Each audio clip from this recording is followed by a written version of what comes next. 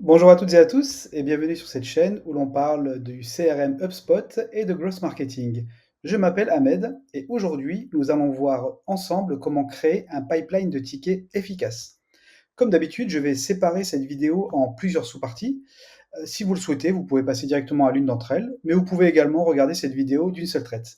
Vous êtes prêts? Allez, c'est parti! Alors avant de nous rendre sur HubSpot, il convient de définir ce que l'on entend par ticket. Alors en fait, un ticket, c'est un élément qui va vous permettre de suivre les interactions que vous avez avec vos clients tout au long de leur cycle de vie, qu'il s'agisse d'une demande d'assistance ou de tout autre suivi. Par exemple, imaginez que vous gérez un service client et qu'un client vous contacte pour un problème technique. Un ticket va vous permettre de suivre chaque étape de résolution de ce problème, du premier contact jusqu'à la fermeture du ticket, une fois que le client est satisfait. HubSpot, en l'occurrence, vous offre plusieurs possibilités de créer un ticket, soit manuellement, soit également depuis une boîte de réception partagée, ou encore automatiquement via des workflows. Chaque ticket fait partie de ce que l'on appelle un pipeline, qui représente le cheminement que le ticket suivra tout au long de son cycle de vie. Chaque étape de ce pipeline est un statut qui reflète l'avancement du ticket.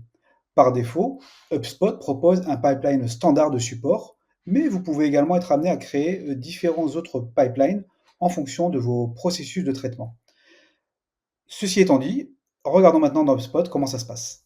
Alors nous voici maintenant sur HubSpot et nous allons voir ensemble comment gérer et créer vos pipelines de tickets. Alors pour se rendre sur le pipeline de tickets, c'est très simple. Il vous suffit de cliquer donc, au niveau de votre menu sur CRM et ensuite sur Tickets. Cela va vous permettre d'accéder directement à un pipeline de tickets par défaut. Donc que vous voyez ici, hein, c'est un pipeline de support, pardon. Vous voyez, le pipeline est déjà alimenté par des exemples de tickets et on retrouve donc pour chacun, ou chacune des phases de ce pipeline, des statuts. Donc là, 3 statuts sont configurés par défaut, le statut nouveau, ouvert ou fermé. Dans chaque, phase ou chaque statut, nous avons, un certain nombre de tickets, donc un ticket sur le statut nouveau, 11 tickets sur le statut ouvert et un ticket au statut fermé. De la même manière que pour les autres objets, contacts, entreprises, transactions, vous avez des fonctionnalités qui vous permettent de gérer, directement les vues de vos tickets. Par exemple, vous pouvez, passer d'une vue pipe à une vue liste en cliquant sur cette icône. Donc là, j'ai l'ensemble de mes tickets qui s'affichent en vue liste et je peux rebasculer sur une vue pipeline avec les différents statuts. Vous avez également des filtres qui vous sont proposés par défaut, donc comme le propriétaire du ticket, la date de création, la date de dernière activité du ticket, la priorité, mais vous pouvez également activer des filtres avancés pour affiner la visualisation de vos tickets. Et pour ce faire, donc HubSpot vous propose l'ensemble des propriétés rattachées au ticket, donc que vous pouvez utiliser. Vous avez également accès à des vues, donc des vues par défaut. Par défaut, donc vous arrivez sur une vue qui est celle affichant tous les tickets. Vous avez également une vue qui vous est proposée, qui sont les tickets ouverts, vos tickets, vos propres tickets ouverts, ou encore les tickets non attribués qui n'ont pas de propriétaire. Libre à vous, en fonction de vos besoins, d'ajouter également des vues personnalisées, donc en cliquant sur Ajouter une vue. Vous pouvez également accéder ici au moteur de recherche qui vous permet de rechercher plus rapidement et de trouver plus rapidement un ticket à travers son ID ou encore son nom. Donc si je tape par exemple New Form, voilà, donc j'ai la liste des tickets contenant le terme New Form qui s'affiche. Là en l'occurrence, je n'ai un seul ticket.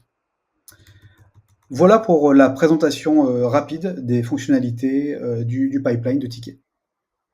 Alors cet overview, étant fait, on va s'intéresser maintenant à la façon dont vous pouvez, gérer et faire avancer vos tickets dans le pipeline et plus précisément comment vous pouvez également personnaliser, votre ou vos pipelines de tickets. Alors pour gérer, les tickets, donc présents sur votre pipeline de tickets, donc c'est très simple, hein. Il vous suffit, d'aller récupérer, les tickets en question. Donc, vous pouvez, notamment, accéder aux détails du ticket, en cliquant directement sur, le lien présent dans la carte. Donc vous allez ici afficher le ticket en question. Vous pouvez revenir sur votre pipeline de tickets et le faire également progresser directement ici depuis votre pipeline. Donc pour ce faire, vous allez prendre, un ticket, cliquer dessus et pouvoir le glisser d'une étape à une autre pour le faire progresser. Vous pouvez également, faire cela, directement depuis le détail de la fiche ticket, mais, également, depuis la vue liste de tickets que nous avons vue au démarrage de la vidéo en cliquant sur cette icône. Ceci étant, vous pouvez, également, pour les besoins de votre, activité, faire évoluer le pipeline au niveau de ces phases, ou créer plusieurs pipelines différents si vous avez des process, plusieurs process d'assistance, différents, au sein de votre entreprise.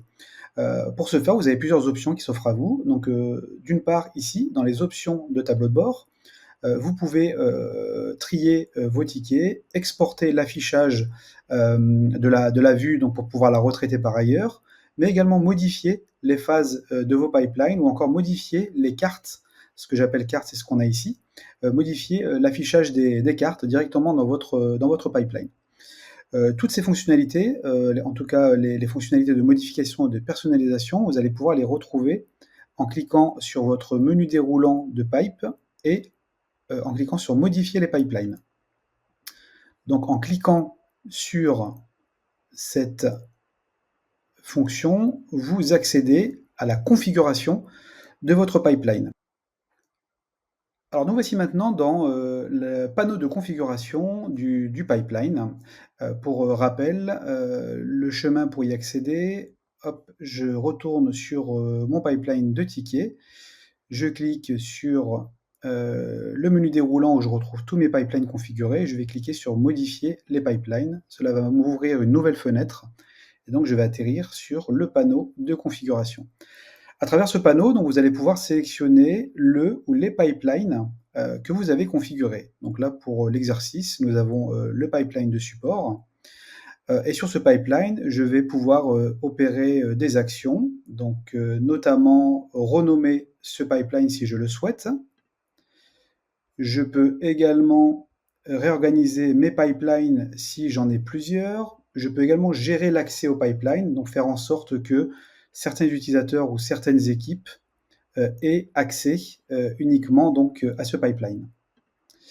Ceci étant, je peux également personnaliser les cartes de tickets qui vont apparaître donc sur le pipeline. Donc pour ce faire, je vais cliquer sur personnaliser les cartes et vous voyez ici l'affichage de la carte par défaut dans le pipeline. Je vais pouvoir indiquer notamment les propriétés que je vais vouloir ajouter et afficher directement depuis cette carte. Je peux ensuite configurer les statuts de mon pipeline. Donc à l'instar de ce que je peux faire sur un pipeline de vente, le pipeline de tickets va pouvoir être modifié ici au niveau des phases. Par exemple, je vais modifier mon pipeline en ajoutant un statut que l'on va appeler rendez-vous d'assistance. Hop. Donc j'ajoute ce nouveau statut et je vais pouvoir également modifier son emplacement dans le pipeline. Donc je vais le mettre par exemple ici, juste après le statut ouvert. Et je vais pouvoir, pour chacune des phases, modifier ici le statut associé du ticket, donc s'il est ouvert ou fermé. Je peux ajouter d'autres statuts si je le souhaite, mais je peux également supprimer des statuts si je juge qu'ils ne sont pas utiles. Une fois les statuts modifiés, ne pas oublier ici d'enregistrer les modifications pour qu'elles prennent effet sur votre pipeline. Je vais pouvoir également gérer des propriétés de statut conditionnel pour faire en sorte que lorsqu'un ticket passe d'une phase à une autre, l'on demande aux équipes ou aux utilisateurs de compléter des propriétés. Par exemple, ici, j'ai configuré une phase où je demande à l'utilisateur de renseigner la catégorie du ticket lorsqu'il passe au statut ouvert. Et donc, pour modifier cela, je vais cliquer sur modifier les propriétés. Et là, vous voyez que j'ai renseigné le fait que si le statut du ticket est égal à ouvert, je veux rendre affichable cette propriété dépendante qui est la catégorie. Je peux également la rendre obligatoire au niveau de la complétude ou pas. Et je peux ajouter d'autres propriétés dépendantes pour affiner le traitement du ticket dans le pipeline. En termes de rendu, ce que cela va donner, si je reviens sur le pipeline d'origine, admettons que ce ticket, je veux le basculer dans ma phase de statut ouvert. Ici, j'ai automatiquement la propriété dépendante qui va m'être demandée, où je vais vouloir renseigner donc la catégorie du ticket. Donc je vais dire que c'est un problème de facturation. Et j'applique. Voilà pour ce qui est de la gestion, donc des propriétés conditionnelles associées au statut. Hop, donc je vais cliquer sur annuler. Vous pouvez également ici installer et paramétrer voilà, les règles de pipeline. Ici, donc si je clique sur modifier, vous pouvez configurer différentes règles de pipeline, notamment limiter la création de tickets à des statuts spécifiques. Donc vous pouvez choisir ici les statuts concernés et enregistrer. Vous pouvez également empêcher les tickets de passer sur certains statuts, mais vous pouvez également empêcher les tickets de revenir en arrière. Voilà, tout cela, vous allez le configurer en cliquant sur les switches que vous voyez sur votre droite. Et donc, ça va vous permettre d'affiner des règles de traitement de vos tickets. Vous pouvez également, bien évidemment, automatiser le traitement des tickets, donc renseigner donc, des accords de niveau de service. Vous pouvez également mettre à jour le statut des tickets. Par exemple, lorsqu'un email est envoyé à un client, on peut remplacer le statut du ticket, ou lorsque le client répond à un mail. Donc vous allez pouvoir ici, en modifiant l'action, directement créer et associer donc une action, et donc lui affecter le statut. Vous pouvez bien évidemment aussi créer des workflows à partir de zéro, donc en définissant des actions lorsque le ticket atteint un certain stade ou un certain statut. Donc par exemple, si le ticket atteint un rendez-vous d'assistance, on pourrait très bien créer un workflow qui permet d'envoyer une notification interne ou un email au client ou mettre à jour une propriété, etc., etc. Donc là, on est sur la partie automatisée. Alors, dernière fonctionnalité intéressante pour personnaliser votre pipeline de tickets, c'est la partie balise de tickets. Donc, en vous rendant sur la partie balise, donc vous allez pouvoir directement affecter des libellés sur vos cartes associées à vos tickets pour en visualiser plus facilement le contenu. En cliquant sur gérer les libellés de tickets, vous allez pouvoir accéder à des propositions de libellés, mais vous allez pouvoir créer vos propres libellés. Ici, par défaut, vous avez le libellé froid lorsque le ticket n'est pas urgent et le libellé urgent lorsque la demande doit être traitée dans les 48 heures. Typiquement, ce libellé va s'afficher directement sur la carte sous la forme d'une petite pastille que vous allez pouvoir facilement identifier et vous allez pouvoir vous en servir pour mieux catégoriser vos tickets. Vous pouvez aller plus loin et, comme je l'évoquais, créer directement vos propres libellés. Pour ce faire, vous allez cliquer sur « Ajouter un libellé ». Et là, par exemple, on va dire que je veux identifier facilement dans mon pipeline de tickets les tickets qui ont pour catégorie un problème de facturation. Donc là, je vais le nommer facturation. Je vais mettre une petite description, donc ticket ayant pour catégorie un problème de facturation. Je vais sélectionner une couleur, donc je vais partir sur du bleu, et je vais l'affecter à soit tous mes pipelines actifs, ou alors des pipelines spécifiques. Donc là, je vais vouloir uniquement appliquer cela à mon pipeline de support. Je vais ajouter maintenant des filtres. pour restreindre l'affichage de ce libellé au ticket concerné. Donc je vais cliquer sur ajouter un filtre et là je vais aller dans mes propriétés de ticket et je vais aller prendre le champ catégorie. Donc catégorie. Et donc je veux n'afficher cela que pour les tickets dont la catégorie est un problème de facturation. Une fois que j'ai activé mon filtre, je vais vérifier comment va s'afficher sur la carte le ticket. Donc là, vous verrez s'afficher une petite pastille ou un petit label facturation dans le ticket. Donc cela me convient bien, donc je vais cliquer sur enregistrer. Et voilà, mon libellé de ticket a été créé en complément de ce que l'on a actuellement, donc froid, urgent et facturation. On peut se rendre maintenant dans le pipeline de tickets. Hop, donc je vais rafraîchir.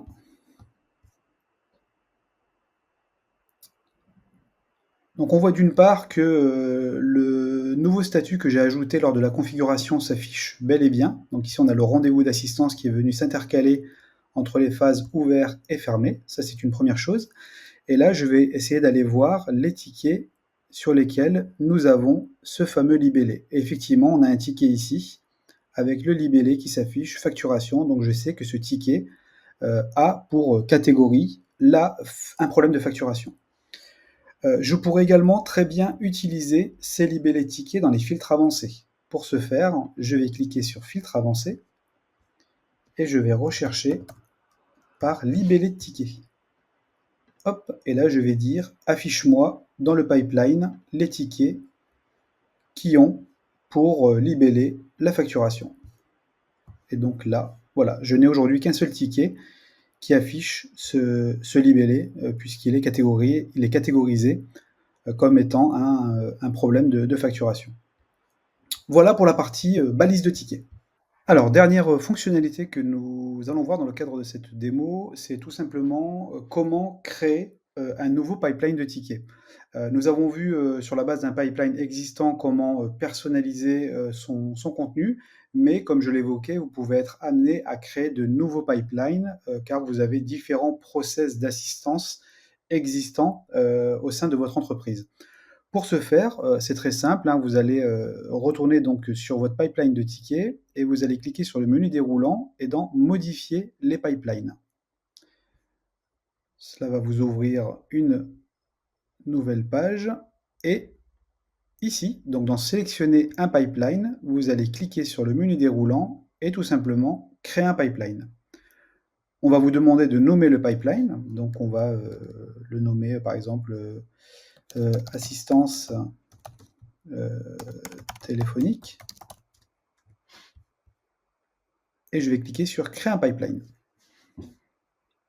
Voilà, donc mon pipeline a été créé et donc je me vois proposer des statuts par défaut qui sont nouveaux, en attente de contact, en attente et fermés. Je peux, à l'instar de ce que nous avons vu précédemment, bien évidemment supprimer des phases qui ne m'intéressent pas, mais je peux aussi ajouter de nouveaux statuts, gérer les règles de pipeline, automatiser des événements associés à ce pipeline ou gérer des balises tickets. Je peux retrouver mon pipeline d'origine dans la liste déroulante ci-dessus, pipeline de support, et donc accéder à mes différents pipelines pour les gérer individuellement au niveau des phases et des automatisations. Voilà pour ce qui est de la création d'un nouveau pipeline. Et voilà, vous savez maintenant comment configurer votre pipeline de tickets. Cette vidéo décrit une infime partie de tout le potentiel offert par HubSpot. Vous pouvez vous abonner à notre chaîne YouTube pour être les premiers informés des nouvelles fonctionnalités et savoir comment bien les utiliser. Si vous souhaitez explorer plus en profondeur les fonctionnalités de HubSpot, n'hésitez pas à nous poser vos questions en commentaire. Pour le reste, nos experts ont créé d'autres vidéos tutoriels et nous avons une playlist dédiée. On se retrouve là-bas pour continuer à utiliser HubSpot ensemble. À bientôt!